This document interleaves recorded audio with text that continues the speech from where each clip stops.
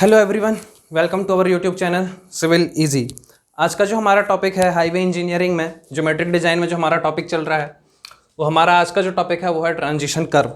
अब हम transition curve के क्वेश्चंस को सॉल्व करने से पहले हम इसकी थोड़ी सी थ्योरी को डिस्कस कर लेते हैं। 5 मिनट लगेगा है ना, फिर हम इसके क्वेश्चंस को सॉल्व करेंगे। तो हमारा जैसे कि हमारे टॉपिक का नाम है ट्रांजिशन कर्व, तो यदि हम बात करें ट्रांजिशन कर्व क्या होता है, तो जब भी हम अपने व्हीकल को बोल सकते हैं हॉरिजॉन्टल कर्व में लेके जा रहे होते हैं, तो हमको एकदम से यदि हम बात करें, हमको यदि एकदम से मुड़ना हुआ है ना, हमको टर्न लेना है, तो हमारी जो गाड़ी है एकदम से टर्न करने पे क्या हो सकता है, एक्सीडेंट हो सकता है या हमको अनकंफर्टेबल फील होगा। तो हम क्या करते हैं, डायरेक्ट हम स्ट्रेट रोड से सीधे हम सर्कुलर रोड में नहीं जा सकते, तो हमने बीच में क्या करते हैं, हम बीच में एक ऐसा कर्व प्रोवाइड करते हैं जिससे कि हमारी जो हमारा जो व्हीकल होगा वो आसानी से क्या कर पाए, ईजिली कंफर्टेबली वहाँ से जा सके।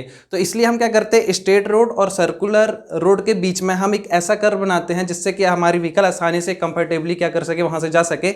ऐसे कर्व को ही हम क्या बोलते हैं, ट्रांजिशन कर्व बोलते हैं, है ना। ये तो हो गई बेसिक डेफिनेशन कि क्यों ट्रांजिशन कर्व प्रोवाइड करना। लेकिन यदि हम बात करते हैं कि ट्रांजिशन कर्व है क्या, तो बेसिकली इसको जो प्रोवाइड किया जाता है, provide to change horizontal alignment.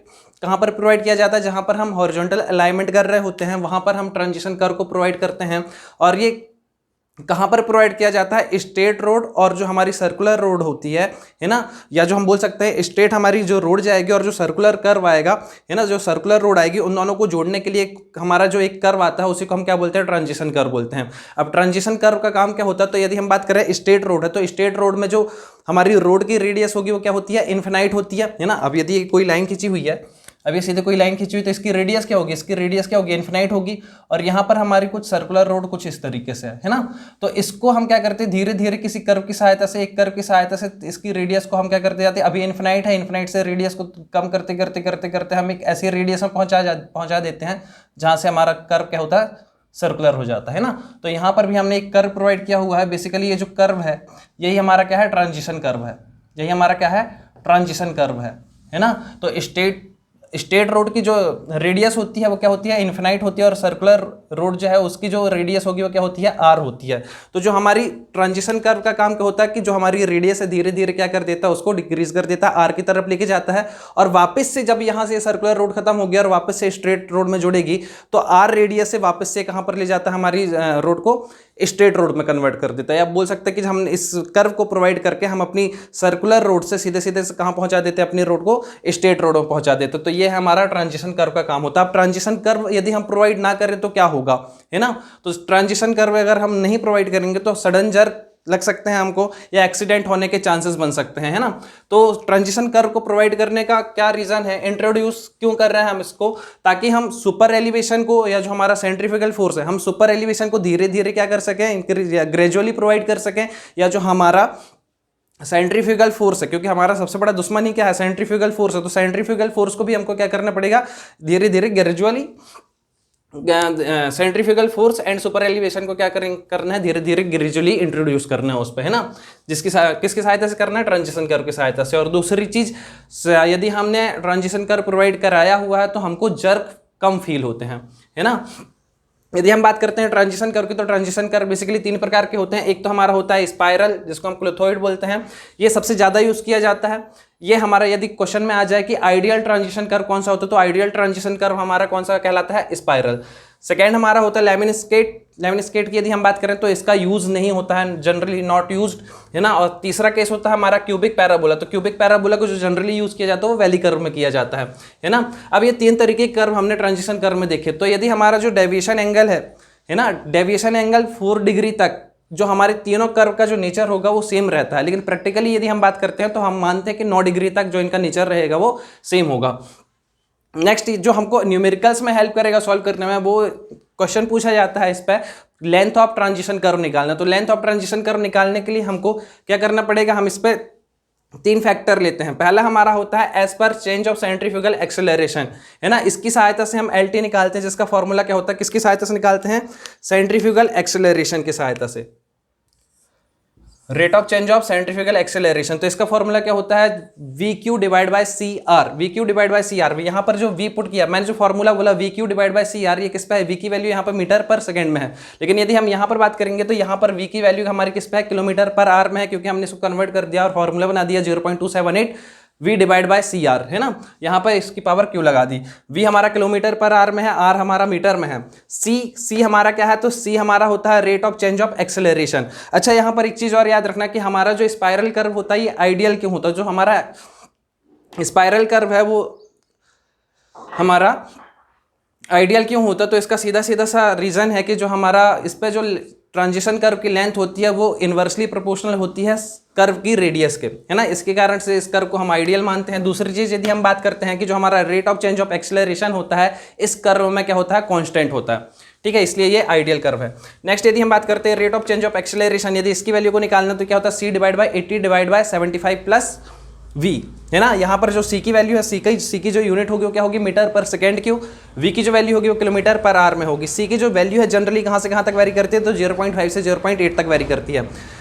Second case है हमारा एज पर rate of introduction of super elevation, है ना, तो rate of introduction of super elevation की यदि हम बात करें तो इसको 1/n से रिप्रेजेंट करते हैं। यहाँ पर जो n है, n की वैल्यू वेरी करती है हमारा किसके हिसाब से, अलग अलग तरीके की टेरेन के हिसाब से। तो IRC ने इस n की वैल्यू को रिकमेंड किया 1/n, मतलब rate of introduction of super elevation की वैल्यू को IRC ने रिकमेंड करता है, जिस पर यदि 1/50 की बात करें तो किसके लिए होता है, प्लेन एंड रोलिंग टेरेन के लिए हमारी जो 1/n की वैल्यू है, सीधे सीधे से बोले n की वैल्यू क्या होती है, 150 होती है।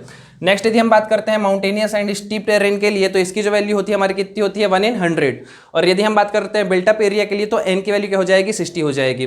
तो इस तरीके से यदि हम बात करते हैं तो इंट्रोडक्शन ऑफ सुपर एलिवेशन पे जब हम लेंथ ऑफ ट्रांजिशन कर्व निकालेंगे तो क्या आता है, LT = n × x। अब यहाँ पर एक नया टर्म है x, तो x किस तरीके से निकालेंगे, x का मतलब है कि कितना राइज हुआ। जैसे यदि हम बात करते हैं कुछ इस तरीके से, ये हमारी ये पूरी की पूरी रोड है, इनर एज से क्या है, ये हमारी रोटेट हुई है, तो ये वाली जो वैल्यू है ये हमारा क्या है, ये x है। इसको कैलकुलेट करना है तो x किस इक्वल टू क्या हमारा क्या हो जाएगा, ये पूरी क्या हो जाएगी, पेवमेंट की, ये पूरी पेवमेंट की विड्थ हो जाएगी, है ना, और ई हमारा क्या हो जाएगा, सुपर एलिवेशन, मतलब ये स्लोप हो जाएगा, ठीक है। तो इससे हम क्या निकाल लेंगे, x निकाल लेंगे। और ये कब, जब ये हमारा इनर एज में है। यदि हम बात करें सेंटर में, तो सेंटर में होने के कारण ये हमारा कुछ इस तरीके से आ जाएगा, जिसके कारण जो विड्थ है वो डबल क्या हो जाएगी, हाफ हो जाएगी। ये पूरी विड्थ और विड्थ का एक सेंटर से जाएगा, ये क्या होगा, सेंटर से जाएगा, तो सेंटर से जाने के कारण ये फॉर्मूले में क्या हो जाएगा, हाफ हो जाएगा। तो इस तरीके से हम सेकंड पॉइंट निकाल लेंगे। और तीसरा पॉइंट है, तीसरा जो लेंथ ऑफ ट्रांजिशन कर्व निकालते हैं वो हमारा एम्पिरिकल फार्मूले के द्वारा निकाला जाता है। और empirical formula plain and rolling terrain के लिए हमारा जो होता है वो क्या होता है, LT = 2.7 v² divide by r। कई बार यहाँ पर गलती से VQ कर देते हैं लोग, तो VQ नहीं करना है, ये v² डिवाइड बाय r है। और यदि माउंटेनियस एंड स्टीप स्लोप के लिए बात करेंगे तो LT = क्या होगा, v² divide by r। v की जो वैल्यू है वो किसमें है, किलोमीटर पर आर में है, और r की वैल्यू जो है वो मीटर में। अब हमने 3 तरीके के लेंथ ऑफ ट्रांजिशन कर्व निकाले, 3 तरीके से। अब इसमें से जो वैल्यू सबसे ज्यादा होगी उसको हम क्या करेंगे, हम प्रोवाइड करेंगे, है ना। तो मैक्सिमम वैल्यू को, इन तीनों में से जो भी वैल्यू मैक्सिमम होगी उसी को हम लेंथ ऑफ ट्रांजिशन कर्व के लिए प्रोवाइड करेंगे। एक और पॉइंट आता है शिफ्ट। तो शिफ्ट क्या होता है, तो जब हम हॉरिजॉन्टल अलाइनमेंट में जब हम ट्रांजिशन कर्व प्रोवाइड कर रहे होते हैं तो जो हमारा सर्कुलर कर्व हो क्या होता है, शिफ्ट हो जाता है। शिफ्ट होने के कारण हम उसकी वैल्यू को करेक्ट करते हैं। और शिफ्ट कितना देते हैं, LT² divide by 24r। r यहाँ पर मीटर है जो कि रेडियस है, और LT क्या है, लेंथ ऑफ ट्रांजिशन कर्व है ना। ये पूरा समझ में आ गया होगा मेरे ख्याल से, है ना। तो इसका जल्दी से स्क्रीनशॉट ले लो और इन्हीं के बेसिस पे हम क्या करेंगे, उन क्वेश्चंस को सॉल्व करेंगे।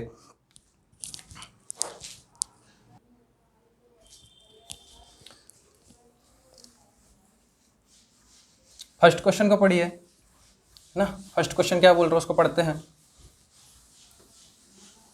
ये फॉर्मूले याद होना चाहिए। अब यदि हम बात करते हैं हमारे MPPSC AE के एग्जाम पे, तो इस पे से एक छोटे से फॉर्मूले में से छोटा सा क्वेश्चन क्रिएट करके और वो क्वेश्चन को पूछ लेगा, है ना। तो फॉर्मूले पूरे याद होने चाहिए, और बाकी सारे एग्जाम में तो सीधे सीधे से पूरा पूछ लेता है ना। और ये पूरा क्वेश्चन आपका 1 नंबर का, ये पूरा क्वेश्चन SSC JEE के मेंस में सीधे सीधे से 10 या 15 नंबर का क्वेश्चन बन जाता है यहाँ से सीधे, है ना।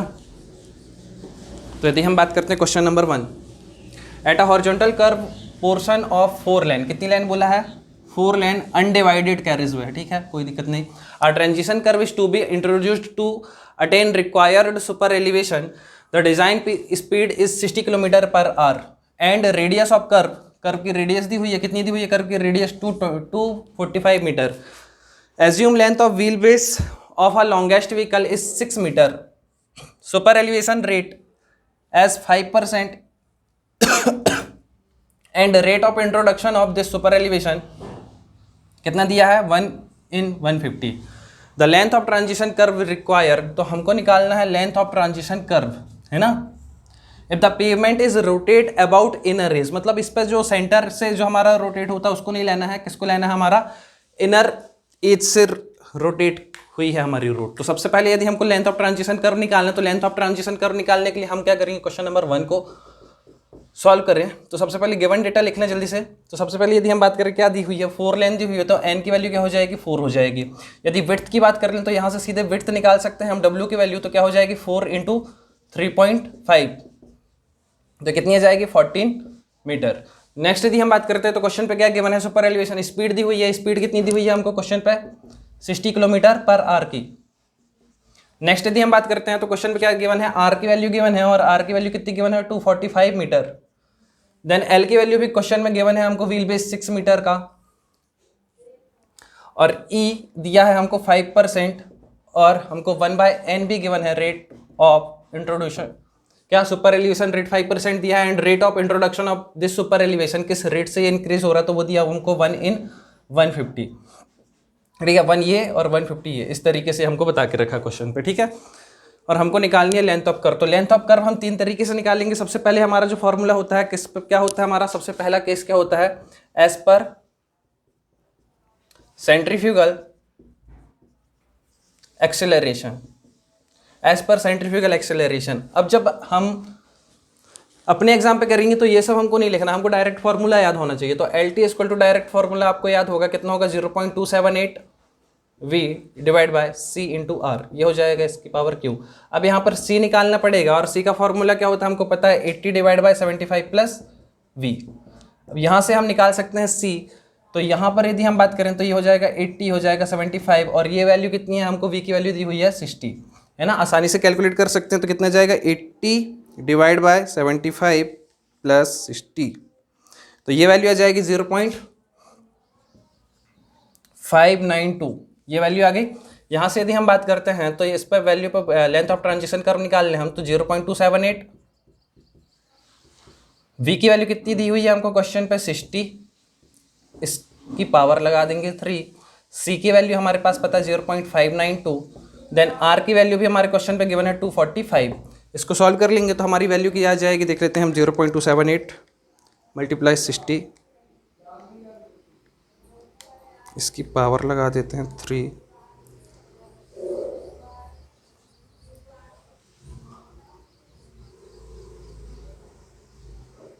डिवाइड बाय 0.592 मल्टीप्लाई 245, तो ये वैल्यू आ जाएगी हमारी 31.996 मीटर। ठीक है, ये हमारा लेंथ ऑफ ट्रांजिशन कर्व निकल के आया, कितना है 31.996 मीटर। ठीक है, सेकेंड यदि हम निकालेंगे तो सेकेंड क्या आ जाएगा हमारा, एज पर rate of introduction of super elevation. अब यदि हम बात करें तो क्वेश्चन पे हमको क्या बोला है, direct if payment is rotate about inner as, जब इनर एज से रोटेट करने के लिए बोला है, तो एल टी जो हम निकालते हैं, एल टी कैसे निकालते हैं, एन इंटू एक्स से।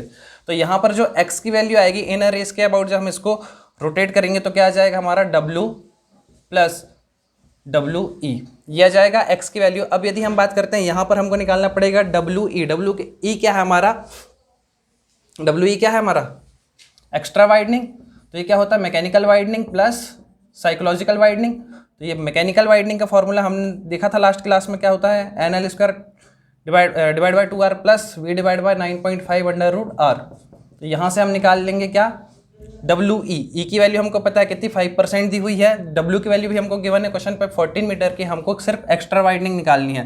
तो एन की वैल्यू कितनी हमारे पास 4, देन एल की वैल्यू भी हमारे क्वेश्चन पे गिवन है 6 का स्क्वायर डिवाइड बाय क्या हो जाएगा 2 इंटू आर कितना है हमारे पास 245, प्लस वी की वैल्यू की यदि हम बात करें तो वी की वैल्यू कितनी 69.5, एंड आर की वैल्यू कितनी हमारे पास 245। इसको सॉल्व कर लेंगे हम तो हमारे पास जो वैल्यू आ जाएगी वो कितनी आ जाएगी,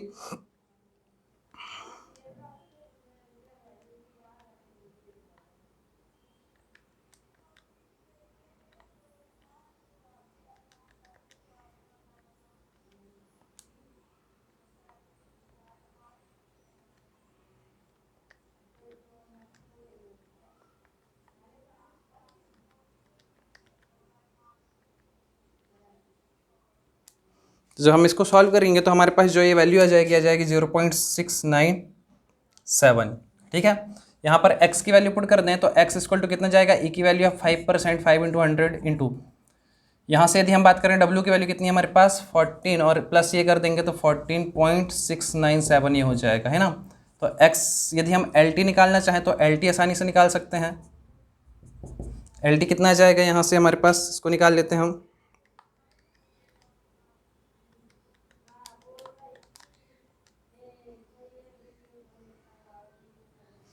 तो यहाँ पर n की यदि हम बात करेंगे तो n कितना हमारे पास 150 है ना, और x की जो वैल्यू है वो कितनी है 0.73। तो हमारे पास जो LT आ जाएगा हमारे पास 110.23 मीटर। ठीक है, एक तो ये LT निकल के आ गया, एक हमारे पास कौन सा LT निकल के आया था, एक LT ये निकल के आया था, equation number 1 then equation number 2।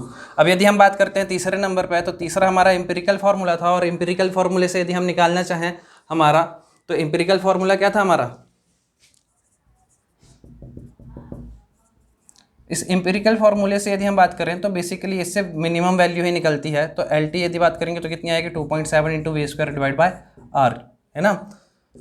नहीं दिया होता तो हम plain and mountain plain terrain लेकर चलते, प्लेन है ना, प्लेन या रोलिंग टेरेन लेकर चलते हैं। तो ये वैल्यू कितनी आ जाएगी हमारी 2.7 मल्टीप्लाई वी का स्क्वायर, वी की वैल्यू कितनी है हमारे पास 60 का स्क्वायर डिवाइड बाय 245।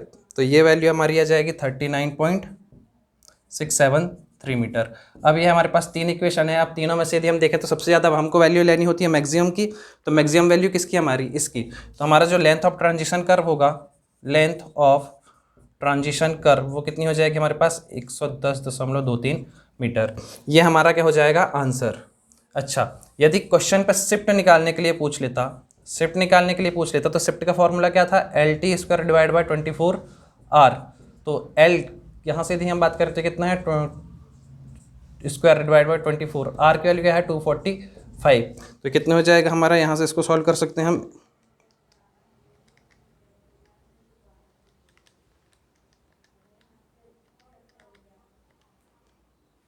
तो ये वैल्यू आ जाएगी हमारे पास 2.066 मीटर, है ना। इस तरीके से इस क्वेश्चन को सॉल्व करेंगे। जल्दी से इसका स्क्रीनशॉट लो। नेक्स्ट क्वेश्चन को सॉल्व करते हैं हम।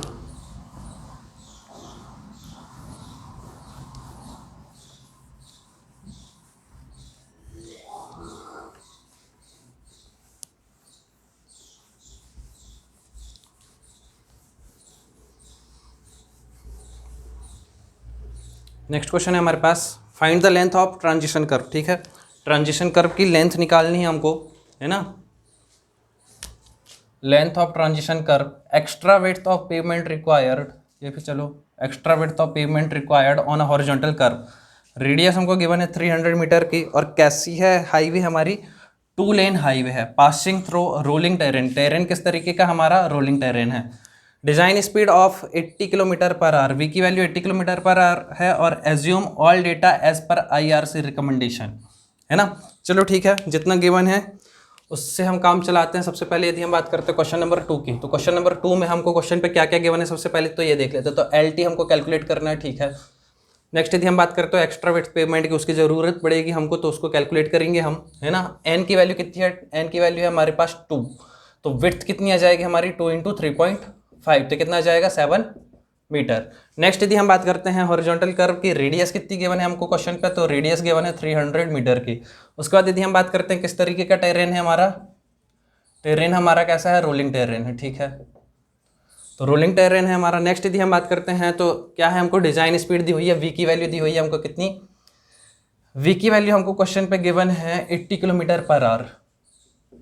तो सबसे पहला फर्स्ट केस देखेंगे तो एज पर सेंट्रीफ्यूगल एक्सेलरेशन यदि हम देखते हैं तो जो फॉर्मूला बनता है LT का वो क्या बनता है 0.278 V Q divide by CR। अब यदि हम C की बात करते हैं तो C का फॉर्मूला क्या होता है हमारे पास, तो C का जो फॉर्मूला होता है वो हमारे पास होता है 80 डिवाइड बाय 75 प्लस V।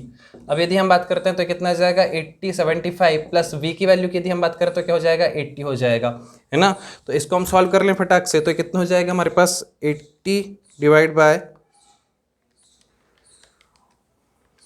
ये आ जाएगी वैल्यू हमारे पास 0.516, ठीक है।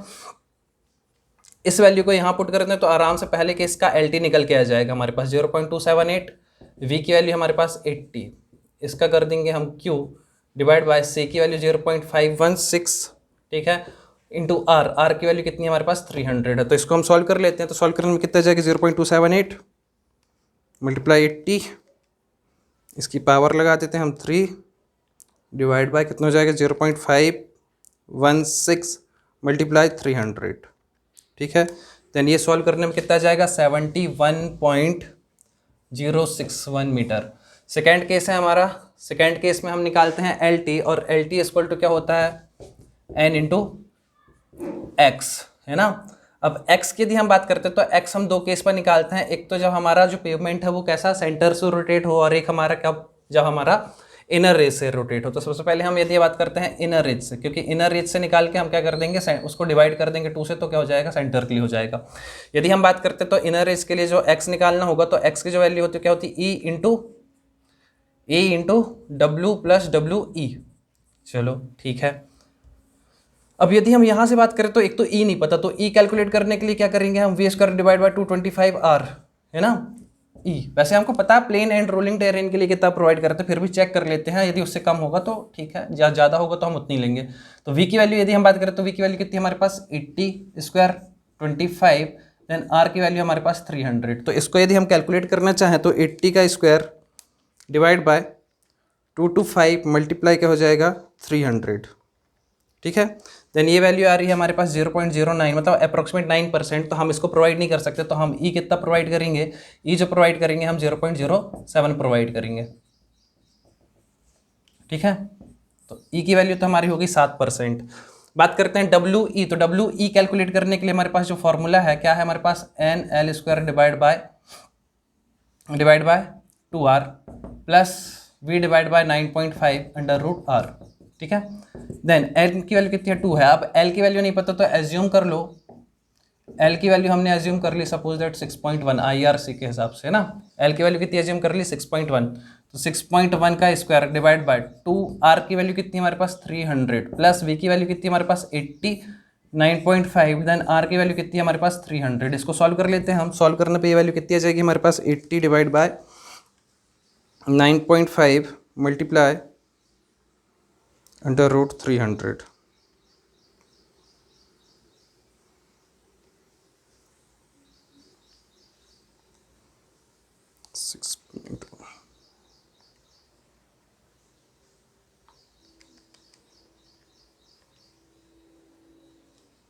तो ये वैल्यू आ जाएगी हमारे पास 0.61, है ना, 0.61। देन यहाँ से x यदि हम कैलकुलेट कर लें तो x की वैल्यू कितनी आ जाएगी, ये हमारे पास 7%, मतलब ये हो जाएगा 7/100, और w की वैल्यू हमारे पास कितनी है 7 प्लस ये कितना जाएगा 0.61, ठीक है।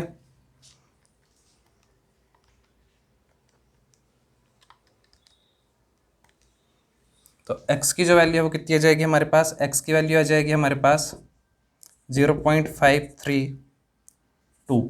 तो यदि हम यहाँ से एल टी निकालना चाहें तो एल टी इक्वल टू, जब हम निकालेंगे एल टी किसके लिए, पेमेंट को जो हमने रोटेट किया किससे, इनर साइड से, तो एल टी की जो वैल्यू आएगी वो कितनी आएगी 150 इंटू एक्स, मतलब 0.532, क्योंकि हमको एन गिवन होगा क्वेश्चन पे, है ना, नहीं गिवन है क्या, चलो, लेकिन हमको ये बोला है रोलिंग टेरेन, तो रोलिंग टेरेन के लिए कितना 1/50 होता है ना, तो हमको पता है, तो इंटू कर देंगे हम 150, तो ये वैल्यू आ जाएगी हमारे पास 79.90, ये हो गया एल टी, है ना। और यदि हमने पेमेंट को सेंटर से रोटेट किया हुआ है देन डिवाइड बाय 2 कर देंगे तो हमारी वैल्यू आ जाएगी कितना 39.95। तो हमको मैक्सिमम लेना, तो इसको तो हम नहीं भी कैलकुलेट करेंगे तो भी चलेगा, है ना। कई बार एग्जाम पे डायरेक्ट बोलता है कि पेमेंट हमारी सेंटर से रोटेट हो रही, तब फिर हमको इसको कैलकुलेट करना पड़ेगा।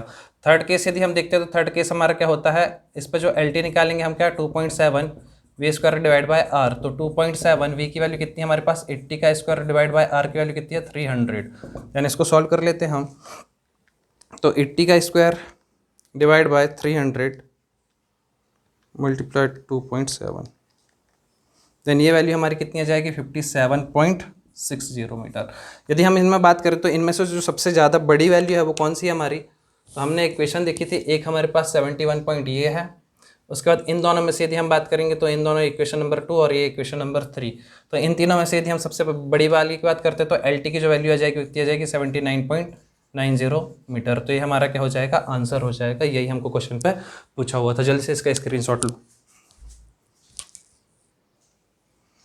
नेक्स्ट क्वेश्चन को रीड करो।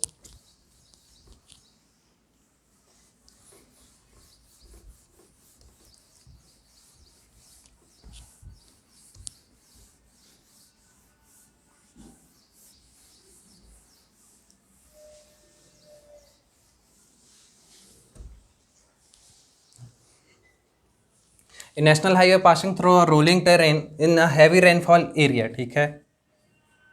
हॉरिजॉन्टल कर्व ऑफ रेडियस, एक तो हमको ये बता दिया कैसा है, ये रोलिंग टेरेन है इस पर, ठीक है। रेडियस बता दी कितनी, 550 मीटर की। Design a length of transition curve, ठीक है, लेंथ ऑफ ट्रांजिशन कर्व बताना हमको। एज्यूमिंग डिजाइन स्पीड कितनी दी हुई है 80 किलोमीटर पर आवर की। नॉर्मल पेमेंट विड्थ हमको दी हुई है कितनी, 7 मीटर की। विड्थ हमको कितनी दी हुई है, 7 मीटर की। Allowable rate of change of centrifugal acceleration, मतलब सी की वैल्यू की बात कर रहा है, कहाँ से कहाँ तक के बीच में हमारी 0.5 से 0.8 के बीच में कुछ होगी। Allowable rate of introduction of super elevation इस हमको दिया हुआ 1/150। अब यदि ये नहीं भी दिया होता तो भी हमको क्वेश्चन पर रोलिंग टेरेन लिखा था तो हमको समझ में आ जाता है ना। अब इस पर हम देखते हैं क्वेश्चन पे कि क्या क्या चीज़ें हैं, है ना। तो सबसे पहले यदि हम बात करें, जो चीज़ें नहीं पता होंगी हम उसको आईआरसी के हिसाब से ले लेंगे और कैलकुलेट कर लेंगे। तो सबसे पहले यदि हम बात करते हैं क्वेश्चन नंबर 3 की, है ना, 2 क्वेश्चन मैंने समझा दिया, हालांकि तीसरा क्वेश्चन खुद भी कर सकते हैं ट्राई, है ना। तो यदि हम बात करते हैं इस पर क्या क्या गिवन है, सबसे पहले एक्स्ट्रा विड्थ तो ये हो गया, ठीक है, ये हो गया रोलिंग टेरेन हो गया, आर की वैल्यू हो गई हमारे पास 550 मीटर। देन नेक्स्ट यदि हम बात करते हैं क्वेश्चन में लेंथ ऑफ ट्रांजिशन कर निकालना, वी की वैल्यू दी हुई है हमको 80 किलोमीटर पर आवर की, 80 किलोमीटर पर आवर की। खुद से बनाने की कोशिश करो क्वेश्चन को फटाक से। पेमेंट विड्थ हमको दी हुई है, विड्थ दी हुई है। अच्छा यहाँ पर देखना, विड्थ जो हमको दी हुई है वो दी हुई है 7 मीटर की। अब जो ये विड्थ 7 मीटर की दी हुई है तो एन की वैल्यू कितनी होगी, 2, है ना। वैसे हमको जरूरत नहीं है।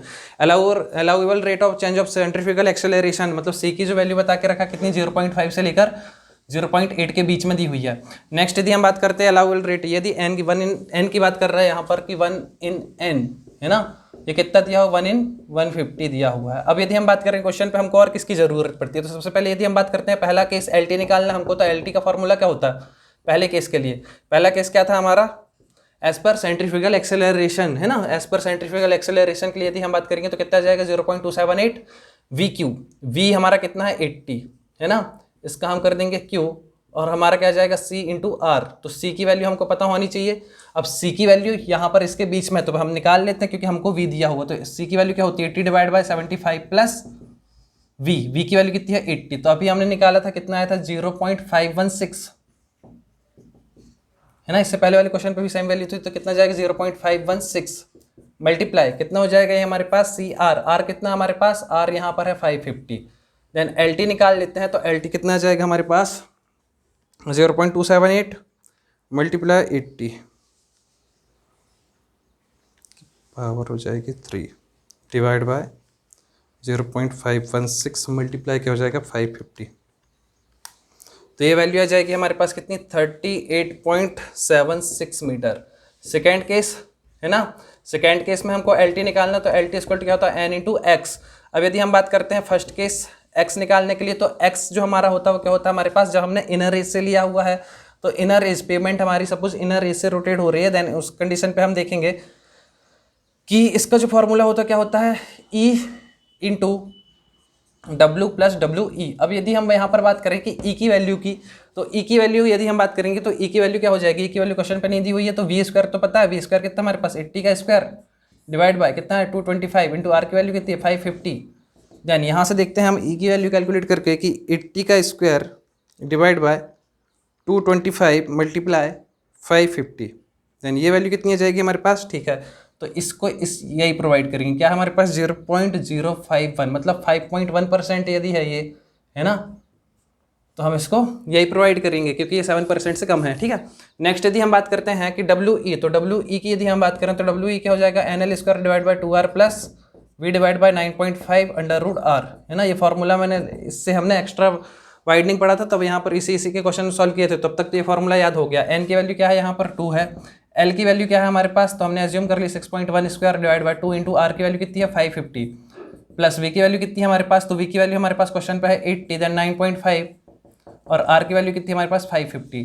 देन इसको सॉल्व कर लेंगे हम, 2 से 2 कैंसिल हो जाएगा, तो ये सॉल्व करने में कितना आ जाएगा 80।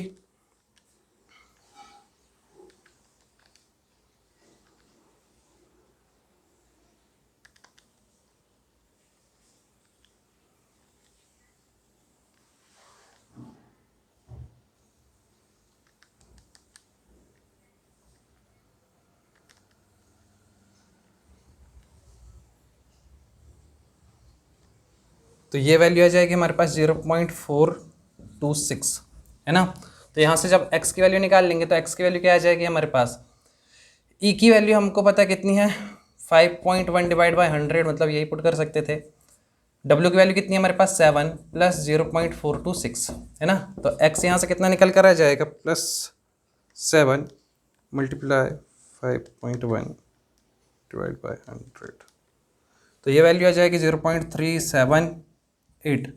इस पर मल्टीप्लाई करते हैं हम 150 का, ठीक है। तो हमको जो LT मिल जाएगा इस केस के लिए, फर्स्ट केस के लिए, वो मिल जाएगा हमारा 150 मल्टीप्लाई हो जाएगा 0.378, देन ये वैल्यू हमको मिल जाएगी 56.81। उसके बाद यदि हम LT यदि सेकेंड केस के लिए बात करेंगे तो सेकेंड केस के लिए क्या हो जाएगा, इसका हाफ हो जाएगा जब हमारा पेमेंट सेंटर से रोटेट हो रहा, तो कितना हो जाएगा 28.40 मीटर, ठीक है।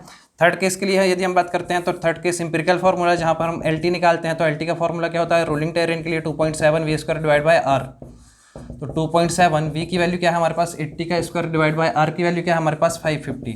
यानी इसको सॉल्व कर लेंगे हम तो कितना आ जाएगा, ये 80 का स्क्वायर डिवाइड बाई 550 मल्टीप्लाई 2.7, तो ये आ जाएगी वैल्यू हमारे पास 31.41 मीटर है ना। अब यदि हम यहाँ से चेक करें कि सबसे ज़्यादा मैं, क्योंकि हमको मैक्सिमम वैल्यू लेनी होती थी, तो एक तो LT की वैल्यू हमारे पास ये आई है, एक LT की वैल्यू हमारे पास ये हो गई, और एक LT की वैल्यू हमारे पास ये हो गई, एक LT की वैल्यू हमारे पास ये हो गई, और एक LT की वैल्यू हमारे पास ये हो गई। अब इनमें यदि हम मैक्सिमम देखें तो मैक्सिमम कौन सी वैल्यू हमारी, ये वाली मैक्सिमम है, तो लेंथ ऑफ ट्रांजिशन कर्व क्या आ जाएगी हमारे पास, length of transition curve, length of transition curve जो हमारे पास हो जाएगा कितना हो जाएगा 56.81 मीटर। तो इस तरीके से हमको क्या करना है, ट्रांजिशन कर्व के क्वेश्चन को सॉल्व करना है। अभी हम ट्रांजिशन कर्व के और क्वेश्चन को सॉल्व करेंगे, तो उसके लिए हम देखेंगे अपना नेक्स्ट वीडियो, ठीक है। यदि वीडियो पसंद आता है तो वीडियो को लाइक ज़रूर करना, क्योंकि वीडियो को लाइक करोगे तो वीडियो आगे आते रहेंगे, ठीक है। Okay, thank you. पढ़ते रहो।